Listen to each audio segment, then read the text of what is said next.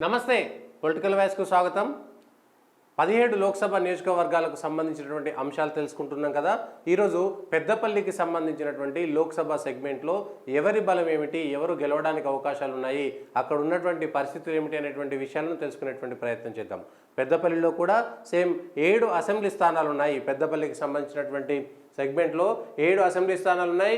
7 కూడా 7 కాంగ్రెస్ పార్టీ గెలిచింది 2023 అసెంబ్లీ ఎన్నికల్లో.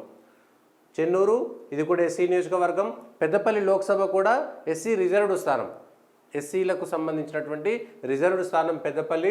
చెన్నూరులో ఎస్సీ, బెల్లంపల్లి ఎస్సీ, మంచిర్యాల, ధర్మపురి ఇది కూడా ఎస్సీ నియోజకవర్గం, రామగుండం, మంతని, పెద్దపల్లి 7 అసెంబ్లీ సెగ్మెంట్లలో 3 కూడా ఎస్సీ సామాజిక వర్గానికి రిజర్వ్డ్ స్థానాలు ఉన్నాయి. ఇటు పార్లమెంటు స్థానం రిజర్వ్డే, అదేవిధంగా అందులో ఉన్నటువంటి 3 అసెంబ్లీ స్థానాలు కూడా రిజర్వ్డ్ స్థానాలే. 2023లో అన్నీ కూడా కాంగ్రెస్ పార్టీ గెలిచింది. పెద్దపల్లి పార్లమెంట్ సెగ్మెంట్లో ఉన్నటువంటి 7 అసెంబ్లీ సెగ్మెంట్లలో కూడా 7 అసెంబ్లీ స్థానాల్లో కూడా కాంగ్రెస్ పార్టీ గెలిచింది. గడ్డం వివేక్ వెంకటస్వామి, గడ్డం వినోద్ కుమార్, పోఖ్రియాల ప్రేమ్సాగర్ రావు, అడ్లూరి లక్ష్మణ్ కుమార్, మక్కాన్ సింగ్ రాజ్ ఠాకూర్, శ్రీధర్ బాబు మంత్రిగా ఉన్నారు. ఇప్పుడు 7 శ్రీధర్ బాబు మంత్రి, చింతకుండ విజయరమణారావు రేవంత్ రెడ్డికి దగ్గర. అంతకుముందు 5 స్థానాల్లో టీఆర్ఎస్ పార్టీ గెలిచింది. రామగుండంలో కూడా ఇండిపెండెంట్గా గెలిచినటువంటి వ్యక్తి టీఆర్ఎస్లో చేరాడు, అదే వేరే విషయము. శ్రీధర్ బాబు ఒకటే కంటిన్యూస్గా అక్కడ కాంగ్రెస్ పార్టీ గెలిచింది. 2014-19కి సంబంధించి 6 స్థానాల్లో టీఆర్ఎస్ పార్టీ ప్రాతినిధ్యం వహించింది. 2019 ఎన్నికల్లో ఇక్కడ టీఆర్ఎస్ పార్టీ గెలిచింది. సిట్టింగ్ ఎంపీగా ఉన్నటువంటి బాల్కసుమను చెన్నూరు నుంచి ఎమ్మెల్యేగా గెలవడంతో టీఆర్ఎస్ పార్టీ కాంగ్రెస్ నుంచి ఎమ్మెల్యేగా ఓడిపోయినటువంటి వెంకటేష్ నేతను తీసుకొచ్చి టికెట్ ఇవ్వడంతో 2019లో టీఆర్ఎస్ పార్టీ నెగ్గింది. 2014లో కూడా బాల్కసుమన్ బంపర్ మెజార్టీతోటి సిట్టింగ్ ఎంపీగా ఉన్నటువంటి వివేక్ పైన గెలిచారు. దాదాపుగా 56% టీఆర్ఎస్కి వస్తే 27% మాత్రమే గడ్డం వివేక్ వచ్చాయి. చాలా భారీ మెజార్టీతో గెలిచారు. 2009లో గడ్డం వివేక్ గెలిచాడు. వాళ్ళ నాన్న 2004లో గెలిస్తే 2004లో వెంకటస్వామి గెలిస్తే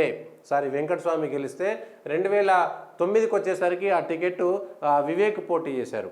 ఎంపీగా 2009లో వివేక్ పోటీ చేసి గెలిచాడు. టీఆర్ఎస్ క్యాండిడేట్గా అప్పుడు గోమాస శ్రీనివాస్ 2,64,000 2009లో వస్తే, ఆ తర్వాత 2014-19 2 సార్లు కూడా ఇక్కడ టీఆర్ఎస్ఏ ప్రాతినిధ్యం వహించింది. సింగరేణికి సంబంధించినటువంటి బెల్ట్ ఉంటుంది, గోదావరి లోయ అనుకోవచ్చు.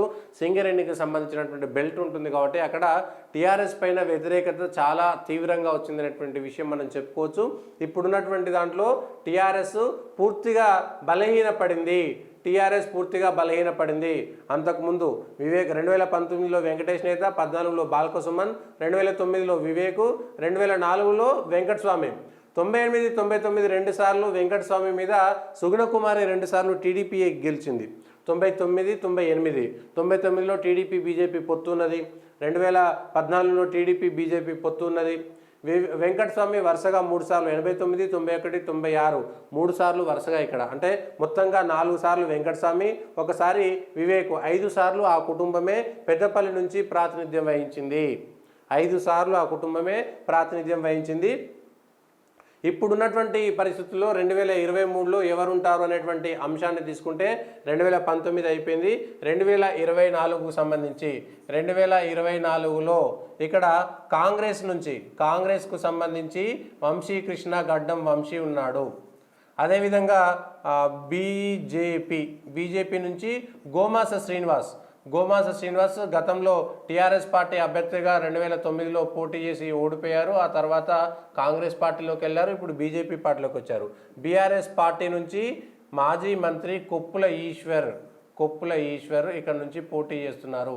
యాక్చువల్గా టీఆర్ఎస్ పార్టీ నుంచి మళ్ళీ బాల్కసుమన్కి టికెట్ వస్తుంది అనేటువంటి ఒక మాట చెప్పారు, కానీ కొప్పుల ఈశ్వర్కు కేసీఆర్ మద్దతు ఉన్నది, బాల్కసుమన్కు టీఆర్ఎస్ మద్దతు ఉంది అనేటువంటి ఉంది. అయితే ఈ అన్నీ చేసినా కూడా టీఆర్ఎస్ పార్టీ 0 ఎమ్మెల్యేలు, బీజేపీ 0 ఎమ్మెల్యేలు. 2019లో ఇక్కడ 92,000 భారతీయ జనతా పార్టీకి వచ్చినాయి. అదేవిధంగా 4,41,000 బీఆర్ఎస్కి వచ్చినాయి, 3,46,000 కాంగ్రెస్ పార్టీకి వచ్చినాయి. సో ఇప్పుడు కాంగ్రెస్ పార్టీ 7 సెగ్మెంట్లలో ఎమ్మెల్యేలను గెలుచుకొని కొంత అప్పర్ హ్యాండ్లో ఉందని చెప్పుకోవచ్చు. కాంగ్రెస్ పార్టీకి ఉన్నటువంటి ప్లస్ పాయింట్. అదేవిధంగా కాంగ్రెస్కు వివేక్ వెంకటస్వామి, వివేక్ ఎమ్మెల్యేగా ఉన్నాడు. అదేవిధంగా వీళ్ళకు సంబంధించి వినోద్ కూడా ఎమ్మెల్యేగా ఉన్నాడు. వినోద్, వివేక్ ఇద్దరు కూడా ఎమ్మెల్యేలుగా ఉన్నారు, అన్నదమ్ములు ఇద్దరు. ఈ పార్లమెంటు నియోజకవర్గంలోనే బెల్లంపల్లి నుంచి వినోద్, అదేవిధంగా వివేక్ చెన్నూరు నుంచి పోటీ చేస్తున్నారు. ఈ వివేక్ కొడుకే ఇప్పుడు వంశీకృష్ణ,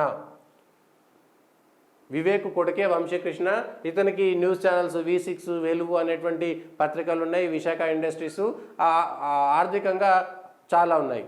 అయితే వరుసగా 5-6 సార్లు పార్టీ మారాడు. 2009 నుంచి ఇటు కాంగ్రెస్ నుంచి టీఆర్ఎస్కి, టీఆర్ఎస్ నుంచి మళ్ళీ కాంగ్రెస్కి, కాంగ్రెస్ నుంచి బీజేపీకి, బీజేపీ నుంచి మళ్ళీ కాంగ్రెస్కి వరుసగా పార్టీలు మారినటువంటి నేపథ్యం కూడా వివేక్ వెంకటస్వామికి ఉన్నది.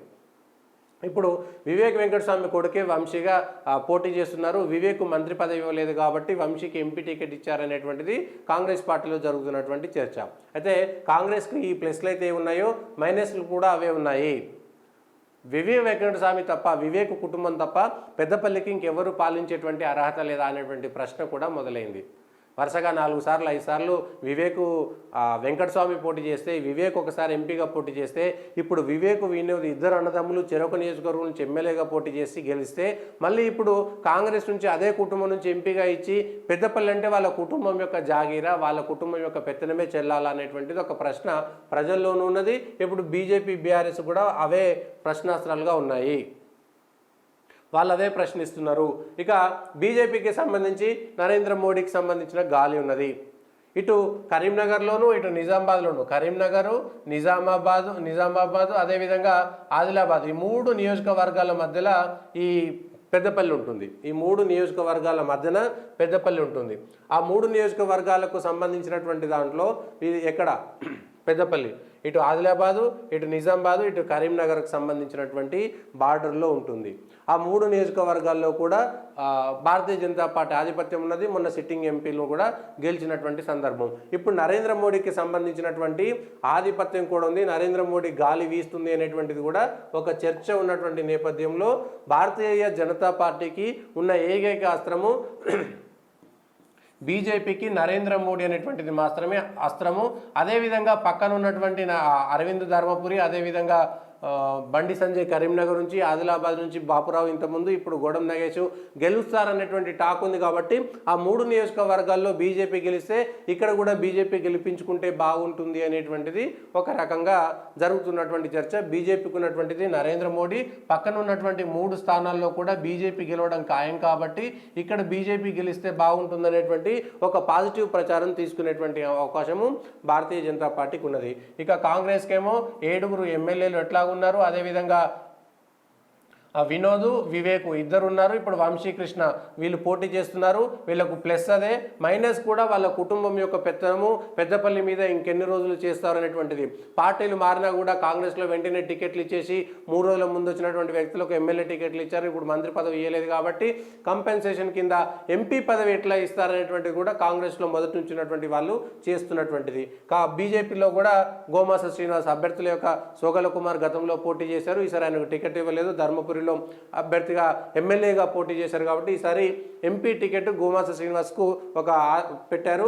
రసమై బాలకృష్ణ, మిట్టపల్లి సురేందర్ కూడా వస్తారనేటువంటి ప్రచారం జరిగింది, కానీ చివరికి గోమాస శ్రీనివాస్ వచ్చారు. బీఆర్ఎస్ ఇక్కడ ఒక్క సీటు కూడా గెలవలేదు, ఆధిపత్యం మొత్తం పోయింది. కాకపోతే గతంలో ఇక్కడ ఎంపీ స్థానం ఉన్నది కాబట్టి సిట్టింగ్ వాళ్ళ స్థానం అనేటువంటి చెప్పుకోవచ్చు. కానీ సిట్టింగ్ 7 స్థానాల్లో టీఆర్ఎస్ ఓడిపోయింది. 5 స్థానాలు ఇంతకుముందు ఉంటే 6 అనుకోండి, లేకపోతే ఒకటి ఇండిపెండెంట్ కలుపుకున్నారు కాబట్టి 6 స్థానాల్లో బీఆర్ఎస్ ఉండేటువంటిది. బీఆర్ఎస్ ఇప్పుడు 0 అయిపోయింది కాబట్టి తెలంగాణ వ్యాప్తంగా కూడా బీఆర్ఎస్కు నెగిటివే ఉన్నది, పూర్తిగా నెగిటివ్ మాత్రమే బీఆర్ఎస్కు ఉన్నటువంటి నేపథ్యంలో ఈ వ్యతిరేక ప్రచారంలో, వ్యతిరేక పవనాల్లో పెద్దపల్లిలో ఇటు కాంగ్రెస్ బీజేపీ మధ్యన బీఆర్ఎస్ నలిగిపోతుందా అనేటువంటిది ఒకటి ఉంది. సెంటిమెంట్ ఎంత రాజేసినా కూడా తెలంగాణకు సంబంధించి, అదేవిధంగా టీఆర్ఎస్కు సంబంధించి, కవిత అరెస్టుకు సంబంధించినటువంటి సెంటిమెంట్ కూడా ఎక్కడా పనిచేయడం లేదు. ఎవరు తిరగాలనేటువంటి అంశం కూడా ఉన్నది. ఇప్పటికే కేసుల మీద కేసులు ఎదుర్కొంటున్నటువంటి బీఆర్ఎస్, అదేవిధంగా ప్రజల్లో ఉన్నటువంటి వ్యతిరేకత కూడా ఇంకా చల్లారలేదు, తగ్గలేదు అనేటువంటి బీఆర్ఎస్కు ఉన్నటువంటి మైనస్. ప్లస్ అంటే ఏమీ చెప్పలేనటువంటి పరిస్థితి. మళ్ళీ కేసీఆర్ వచ్చి ఏదైనా సెంటిమెంట్ రేజ్ చేస్తారా, సెంటిమెంట్ రెచ్చగొడతారా అనేటువంటి ఒక అంశం ఉన్నది, కానీ ఏమీ ఉంటుందో ఏం లేదు అనేటువంటి అంశం తెలుస్తున్నది. మొన్ననే వ్యతిరేక పవనాల్లో కూరుకుపోయినటువంటి బీఆర్ఎస్కు కొత్తగా వస్తున్నటువంటి ఆశయం లేదు. పైపెచ్చు కొప్పుల ఈశ్వర్కు అదేవిధంగా ఈయన బాల్క సుమన్కు మధ్య పడట్లేదు అనేటువంటిది కూడా ఒక చర్చ. వాళ్ళకు ఉన్నటువంటి మైనస్ సుమన్కు టికెట్ ఇవ్వకపోవడం అనేటువంటి అంశం కూడా పార్టీలో ఉన్నటువంటి అంతర్గత ఇచ్చు. ఎమ్మెల్యేలు ఓడిపోయినటువంటి ఎమ్మెల్యేలు కూడా పెద్దగా ఎవరు సహకరించేటువంటి పరిస్థితి కూడా లేదు, ఎవరు తిరిగేటువంటి పరిస్థితి కూడా లేదు. ఇది ఓవరాల్గా పెద్దపల్లికి సంబంధించినటువంటి దాంట్లో ఇక్కడ బీజేపీ వర్సెస్ కాంగ్రెస్గానే మిగిలిపోతుంది. ఇక్కడ కూడా సహజంగా కాంగ్రెస్ అప్పర్ హ్యాండ్ ఇక్కడ ఉన్నది, అది చెప్పుకోవాల్సినటువంటి అంశం. కాంగ్రెస్కు చెప్పుకోదగ్గ అంశం పెద్దపల్లిలో కాంగ్రెస్కు ఒక పాజిటివ్ అంశంగా చెప్పుకోవచ్చు. బీజేపీకి కూడా నరేంద్ర మోడీ ఉన్నాడు అనేటువంటిది ఉంది. కాంగ్రెస్ వ్యతిరేకత దేశవ్యాప్తంగా కాంగ్రెస్ వచ్చేటువంటి పరిస్థితి లేదు కాబట్టి ఎంపీ ఎన్నికల్లో పక్కన 3 కూడా బీజేపీ గెలుస్తుంది. ఇప్పుడు ఇది కూడా బీజేపీ గెలిచిస్తే బాగుంటుందని చెప్పుకోవడానికి బీజేపీ ఉన్నది. కాంగ్రెస్ ఏమో తన ఆధిపత్యాన్ని ప్రదర్శించడానికి వివేక్ వాళ్ళ తన కొడుకు రాజకీయ జీవితం బాగు చేసుకోవడం కోసం రాజకీయంగా మొదటి స్టెప్ కాబట్టి మొట్టమొదటి విజయాన్ని అందించాలనేటువంటిది వివేక్కు సంబంధించినటువంటి అంశము, వంశీకృష్ణకు సంబంధించిన అంశం. ఇక్కడ పోటాపోటీ బీజేపీ కాంగ్రెస్ మధ్య ఉంటే బీఆర్ఎస్ తన సిట్టింగ్ స్థానాన్ని కోల్పోవాల్సినటువంటి పరిస్థితి ఉన్నది. సిట్టింగ్ ఎంపీగా ఉన్నటువంటి వెంకటేష్ నేత కాంగ్రెస్లో చేరిపోయారు. ఇక్కడ సిట్టింగ్ ఎంపీ వెంకటేష్ నేత కాంగ్రెస్లో చేరిపోయారు. సో బీఆర్ఎస్ సిట్టింగ్ ఎంపీ కూడా లేనటువంటి పరిస్థితి. దాన్ని బట్టి అక్కడ బీఆర్ఎస్ పరిస్థితి ఎట్లా ఉన్నది పెద్దపల్లిలో మనం అర్థం చేసుకోవచ్చు. ఓవరాల్గా బీజేపీ వర్సెస్ కాంగ్రెస్లో బీజేపీకి అదృష్టం వరిస్తుందా, కాంగ్రెస్ తన ఆధిపత్యాన్ని ప్రదర్శిస్తుందా పెద్దపల్లి అనేది చూడాలి.